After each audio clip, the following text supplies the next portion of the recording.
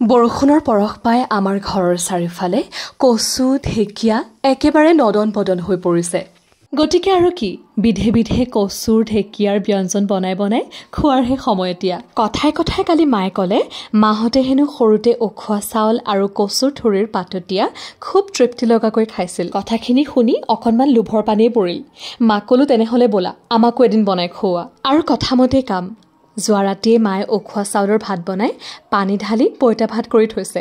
আৰু ইয়াৰ ৰাতিপুৱাতে কচুৰ ঠুৰি ঘৰৰে কেঁচা জলকীয়া ছিঙি মায়ে সাজু কৰি লৈছে। আপোনালোকে বুজি পাবৰ কাৰণে মই কচুৰ ঠুৰি বুলি কৈছোঁ, কিন্তু আমাৰ এইফালে আকৌ আমি কচুৰ পেটা বুলি কওঁ। কচুৰ পেটৰ পৰা ওলোৱাৰ কাৰণে কচু পেটা। আচলতে কচু ঠুৰিৰ পিটিকা খোৱাৰ যিটো নিয়ম সেইটো হৈছে কলপাত এখনত মেৰিয়াই বান্ধি তাৰ পাছত জুইত সেকি তাৰ পৰা উলিয়াই পিটিকা বনাই তেনেকৈ খোৱা হয়। কিন্তু যিহেতু আজি আমাৰ ঘৰত এনেকুৱা জুইৰ অকণমান অভাৱ হ'ল, সেইটো কাৰণে মায়ে এনেকৈ গেছতে বনাব লৈছে। আৰু একেবাৰে সহজ, আপোনালোকে এনেকৈ চৰু এটাত ভৰাই অকণমান নিমখ আৰু অকণমান পানী দি অকণমান সময় বইল কৰিব লাগে আৰু তাৰপিছত তাৰ পৰা উলিয়াই ধুনীয়াকৈ অকণমান কেঁচা তেল আকৌ যদি দৰকাৰ হয় অকণমান নিমখ দি সেই দিয়া জলকীয়াখিনিকে পিটিকা বনাই একদম খাওক। আৰু নহ'লে আপোনালোকে কেঁচা জলকীয়াখিনি পিছতো এড কৰিব পাৰে। কলপাতখনত কি কি লৈছোঁ ধৰিব পাৰিছে নিশ্চয়।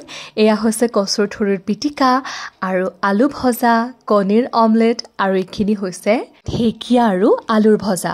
গোটেইখিনি বাৰু মায়ে বনাইছে, মই কেৱল সজাইহে লৈছোঁ দেই। আৰু লগত লৈছোঁ কেইটামান তিতাগুটি।